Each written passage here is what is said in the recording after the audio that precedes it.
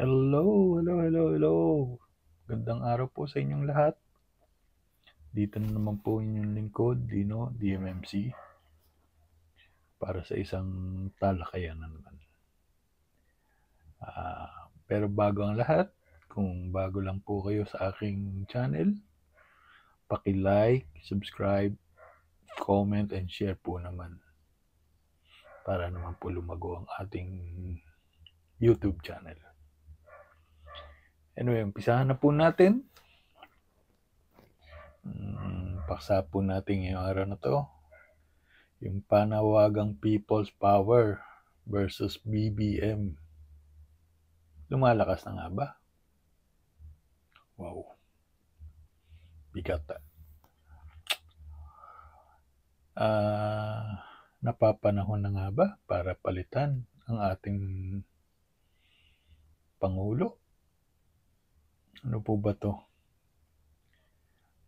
Ang kasabihang history repeats itself. O mauulit po kaya?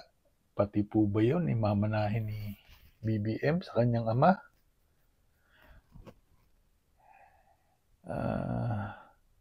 Basahin po natin tong ilang mga proverbs na magaganda tungkol sa history. Ito. Don't let history repeat itself.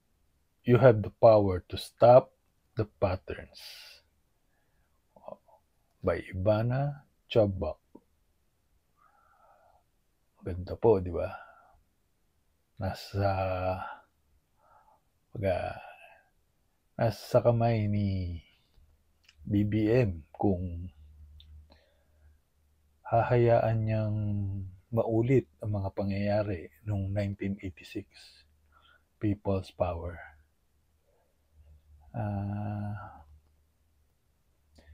Pa isa. Those who ignore history are doomed to wear it. By Lala. Wow. Talaga kayang nakaguhit sa palad ni BBM na mangyari ito sa kanya? Well, kung matino kang leader at isa kang may paninindigan tao, siguro naman hindi mangyayari sa kanya yan. Pero lumalakas pakiramdam ko lumalakas yung mga panawagan. Biro mo yung mga retired generals at PMAers gumawa ng manifesto at pinapanagot siya tungkol sa issue ng flood control projects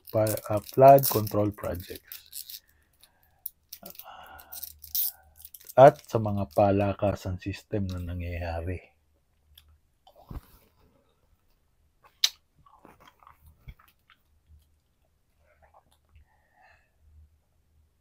Bukod pa sa mga general na yan,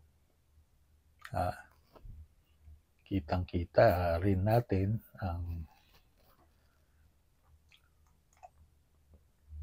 panggigipit ng administrasyong ito sa mga gathering, sa mga tao.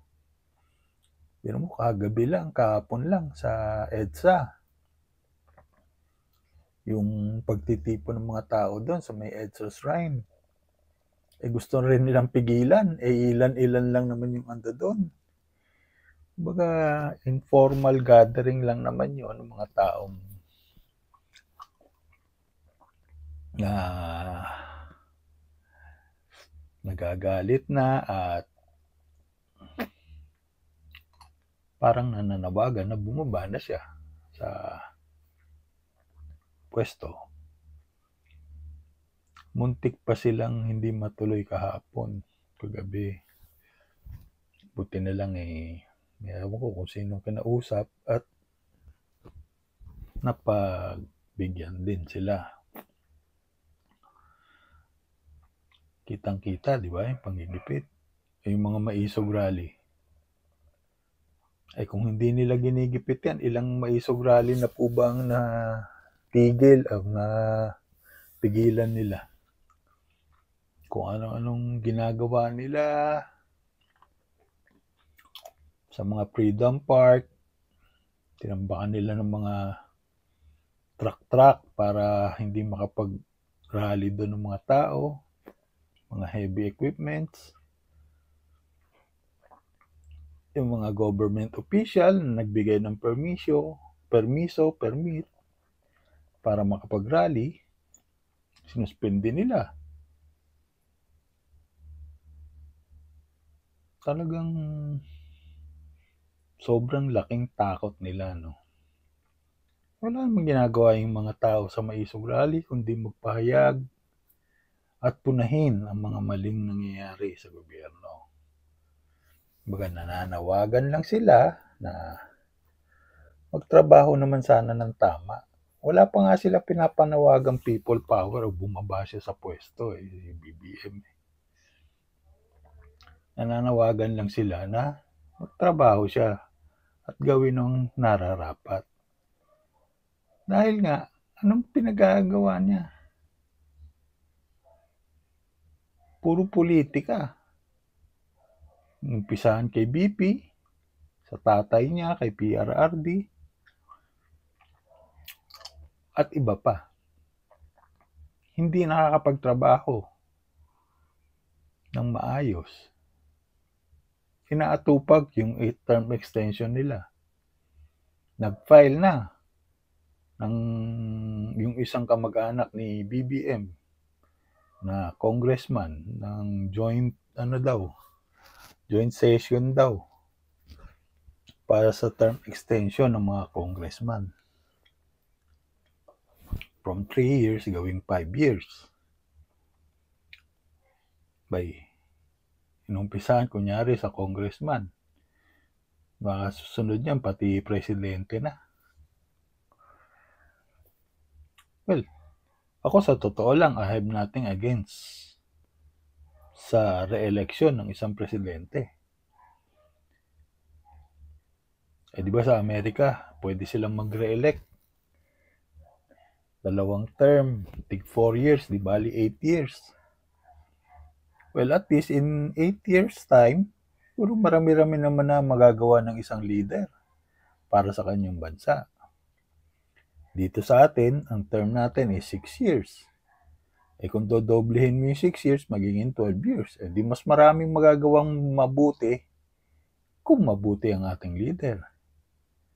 Pero kung sira ulo, kawawa tayo. Pero, we have the right we have the power to not vote him. Yun nga lang, siyempre, di ba? Aminin na natin. Yung mga botohan na yan, minsan, talagang merong hocus-pocus. Pero di ba nga, indicted ngayon sa Amerika yung former COMELEC chairman na si Andy Bautista, tsaka yung Smartmatic.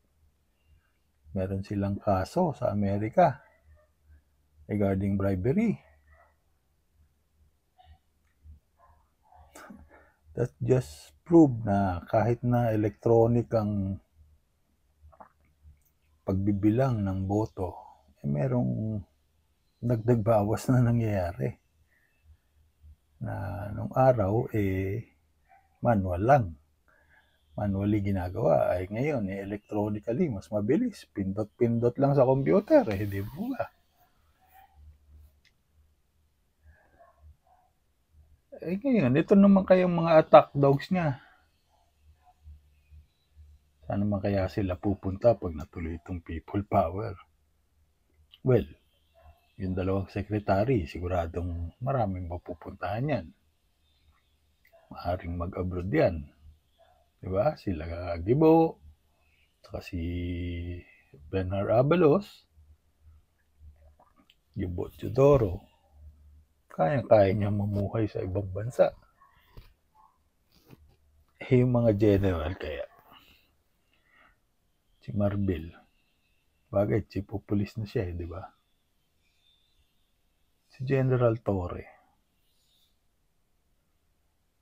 Sino nga yung dating chief of staff ni tatay ni Marcos? Si Fabian Ber, di ba?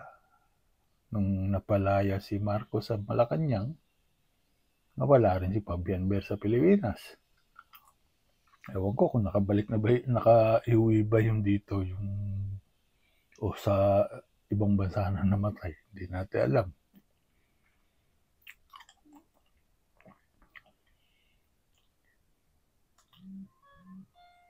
Itong si General, naghahanap ako ng picture ni General Romel Marbil. May nakita akong picture niya na may tatak ng Ateneo School of Government. Kino-congratulate siya bilang ika-30 Chief of Police ng PNP. By proud na proud sila. Siguro nag-aral din doon si General Marbil. Putya kung ganyan naman ang ginagawa ng isang tao dapat mo ba ikarangal yan?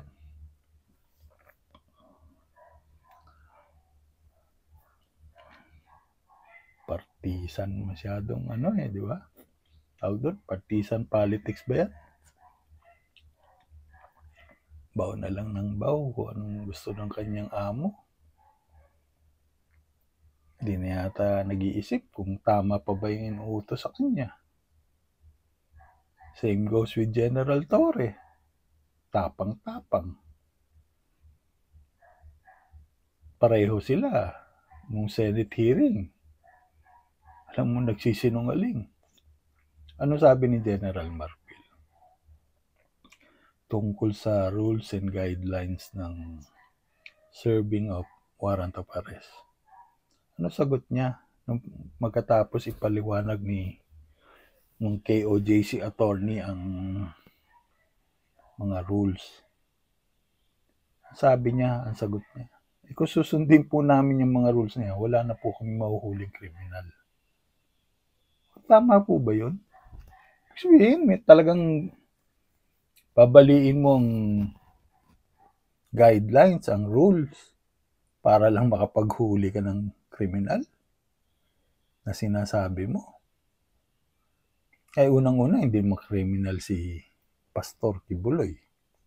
Meron siyang warrant, pero hindi pa siya nakukonvict, hindi pa siya napapatunayan na nagkasala na.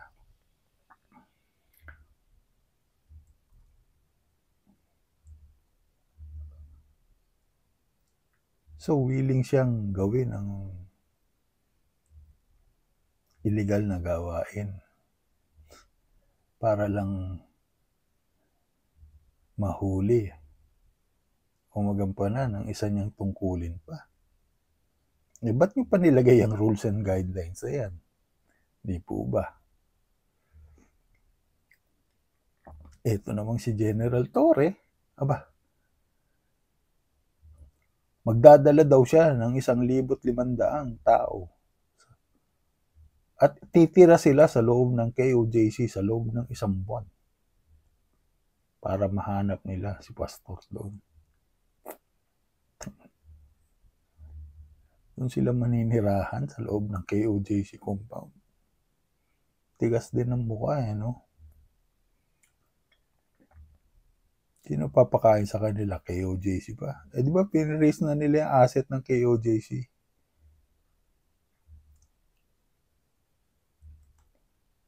Paano na yung mga trabahador doon? Di nasusweldo? Di nakakain? Mga tao doon, yung mga bata na sinupkop sa loob ng KOJC, mga nag-aaral na bata, paano na yun? Grabe. Isa pa to, si Mike Abe. Alam niyo, dati bilib din ako dyan Meron akong paghanga. Dahil may paninindigan siya, pinakita niya. Nung hindi sila nagkaigi ni Pastor Kibuloy, nag-resign siya. Pero yun nga lang, yung pag-resign niya on air, di magandang tinginan. Di po ba? Pero at least, pinakita niya na may paninindigan siya roon. Dahil nga sa hindi nila pagkakasunduan sa isang bagay. O hindi ko na maalala eh. Tungkol din yata kay BBM yun eh.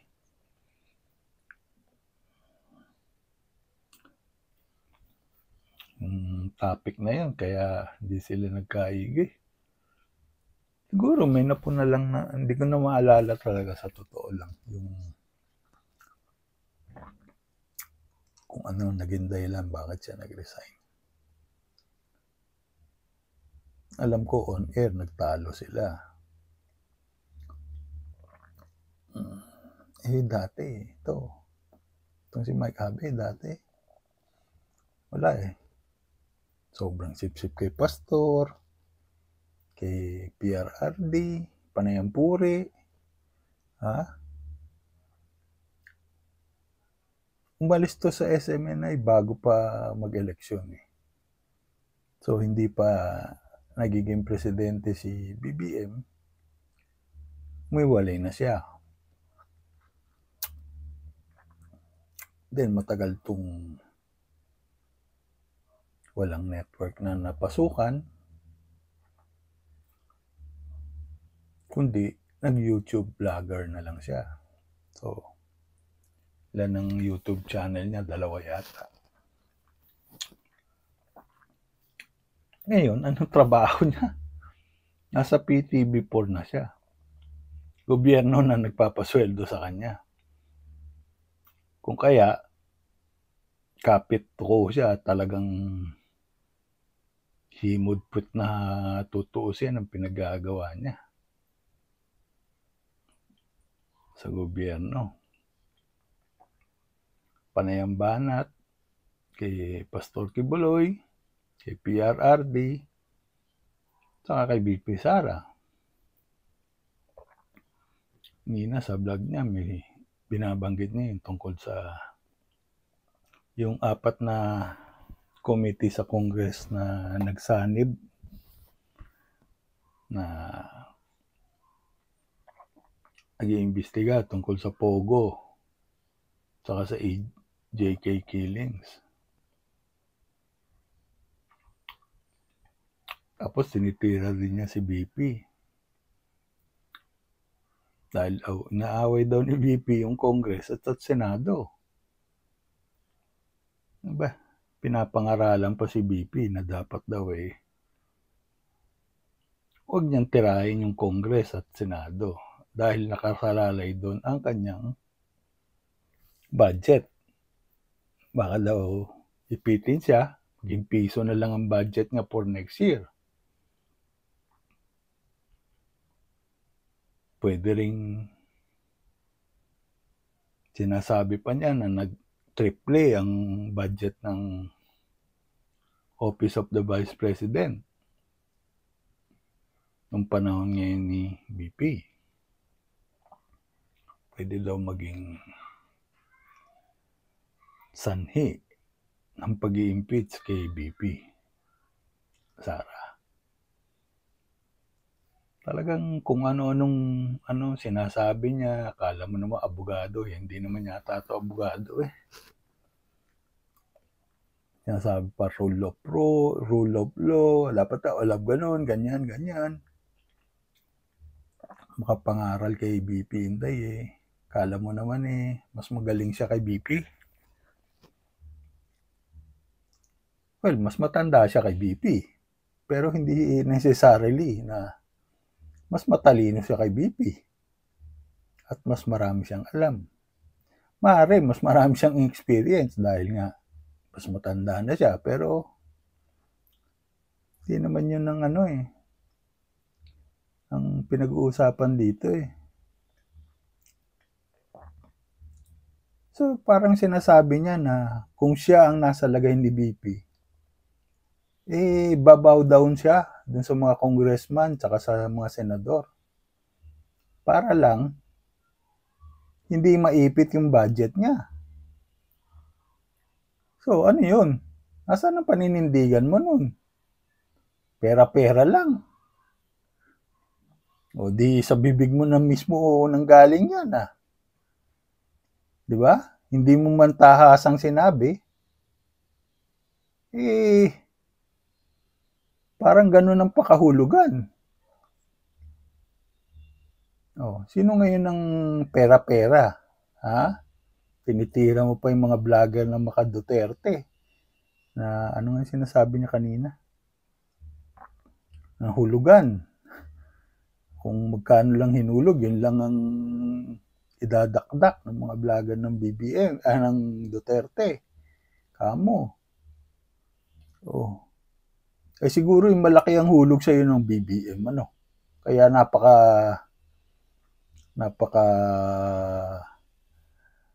napakalaki ng mga paratang mo sa mga Duterte. Ano? Ganun nga ba?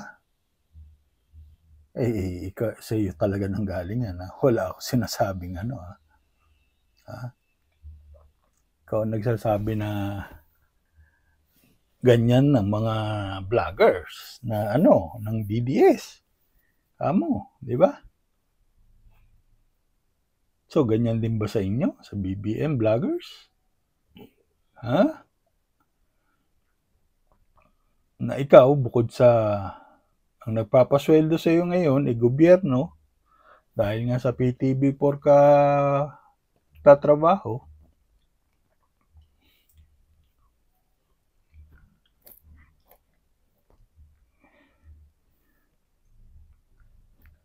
saan ka kaya pupulutin kapag natuloy itong people power na to? Ha? O bigla kang magta-turn around na naman? Ha? Bigla ka na naman mag-a-about face? Ha? Masyado kang mataas ang iyong ambisyon at ano.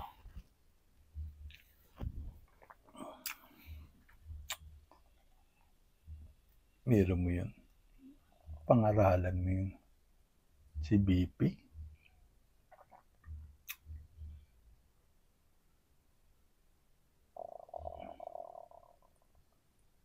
Sumausaw ko pa. Ang daming tumitira sa mga Duterte. Mga politiko, congressman, senator. Ha? Talagang kaliwat kanan ang atake. Harap, likod. 360, pati yata sa bumbunan, inaatake sila. Dami nilang attack dogs, eh, no?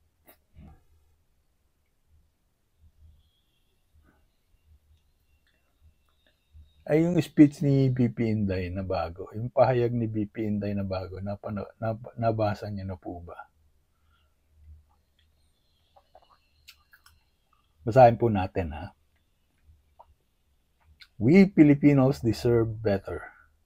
So, I am using my position, resources, and platform to be the voice for my fellow Filipinos who are left unheard. 2 beses ako nakaranas ng baha sa bahay mismo ng mga magulang ko sa Taal Street, Davao City. Nasira mga kagamitan namin at puro burak ang kapaligiran. Hindi siya nakakatuwa. Naranasan ko rin maglakad sa tubig baha na hanggang dibdib at tuluyang lumungoy na lamang. Hindi siya masaya. Naranasan ko maging mayor at may namatay na 30 katao nang dahil sa isang flash flood. Hanggang ngayon, masakit pa rin sa damdamin ko ito.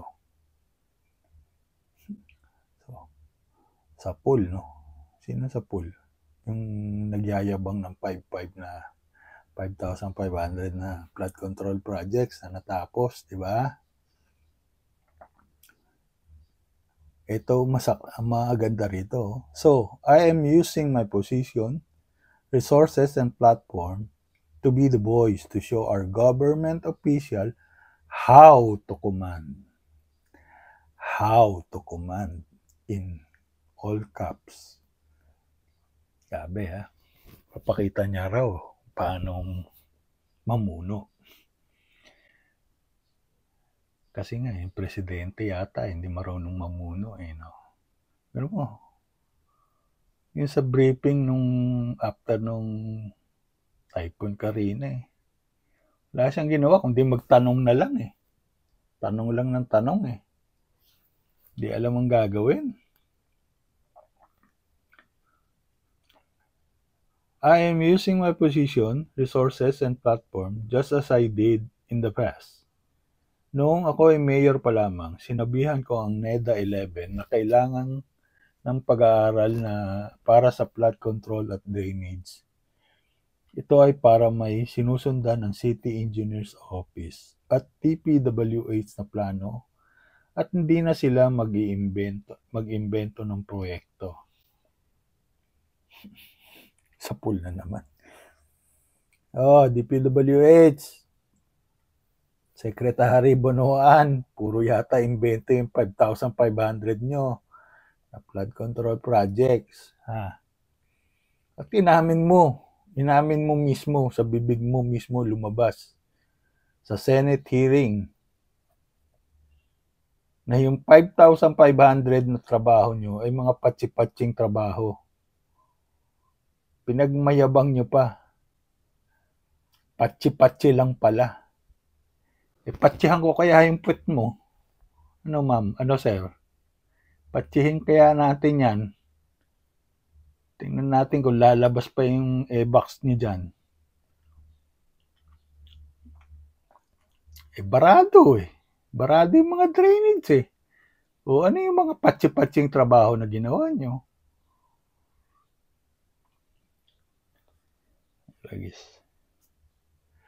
Kaya nga mayroong nagawa ang PRRD administration sa flood planning. Nasimula noong September 2016 at na-publish noong Hulyo 2023. Ang Master Plan and Feasibility Study for Flood Control and Drainage para sa Davao City. So, may nagawa na, di ba? May study na, may plano na.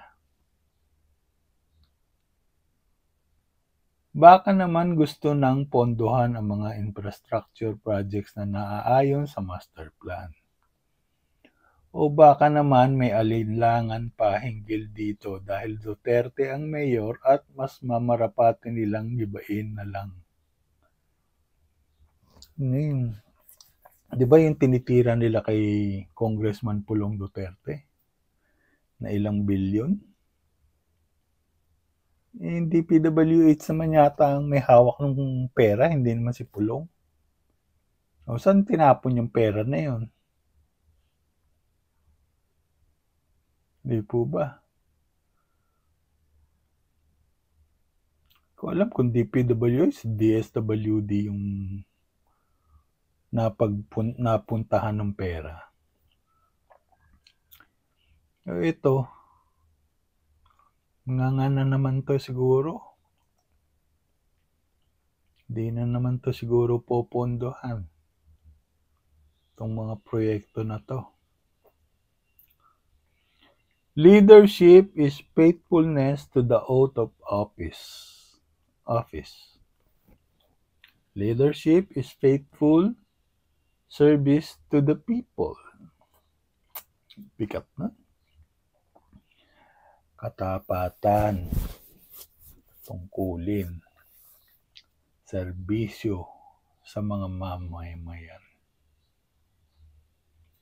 Leaders should only say one thing, that it is done.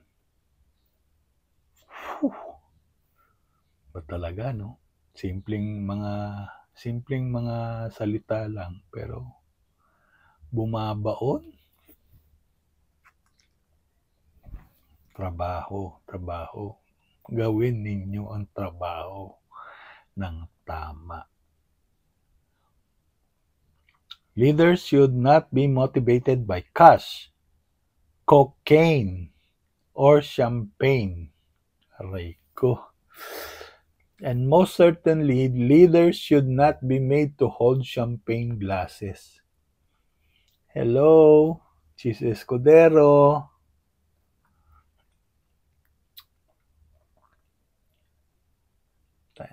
Bigat na. Leaders should not be motivated by cash, cocaine or champagne. So parang sinabi na rin talaga ni Ma'am Inday na gobyerno natin gumagalaw lang dahil sa pera. Napapaligiran tayo ng mga leader na ngagba. At mga mahilig sa party. Yan. Concert dito, concert doon.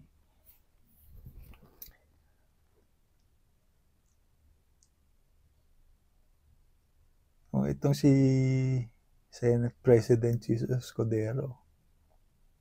Ano nangyari? Ha? Ginawa kang waiter ni FL, First Lady. Anong mahalaking pahiwatig doon?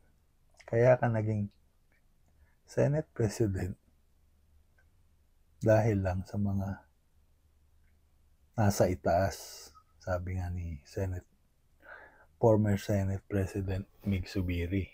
Diba? Again, we Filipinos deserve better. We Filipinos should be the best. Shout out sa JICA o at Japanese government na tumulong sa Davao City. You are the best. Thank you. Sara Z. Duterte, Vice President of the Philippines. August 9, 2024. Ganda, di ba? Yan ang dapat na leader na sinusundan natin.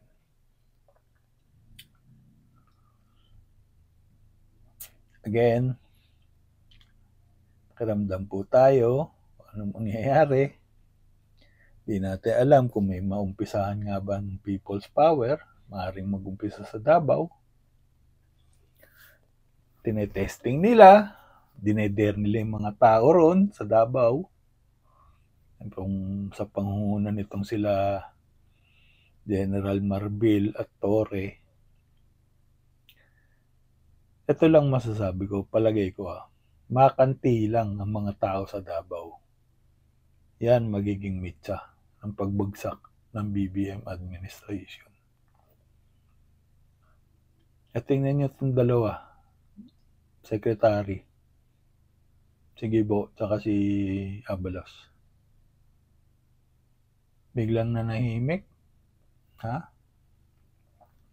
Nung magpa-interview si Scotty Binag. Since then, hanggang ngayon, wala silang statement. Ha? Ano yan? Nakikiramdam na yan. Ha? Nag-aagam-agam na yan. Eh yan si Abalos, dati rin nasa Duterte administration yan, di po ba?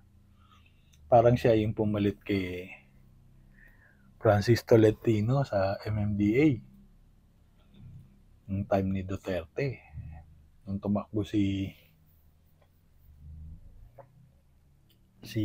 Francis Tolentino as senator, di po ba?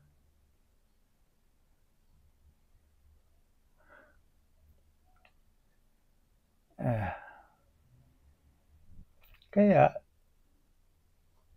umaganyan na yan, no? Nag-aalangan na. Nakikiramdam na kung tutuloy-tuloy pa ba sila kay BBM. Ito naman si BBM, nako po, tahimik na tahimik din. Saka si First Lady.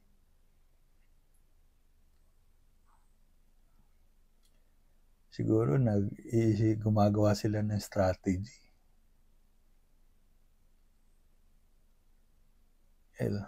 Karamdam po tayo at maging mapag-obserba kung anong mangyayari. Gandito na lamang po. Ito po inyong likod, Dino DMMC. Maraming salamat po sa inyong lahat. Paki-like, subscribe, comment, and share po naman. Thank you.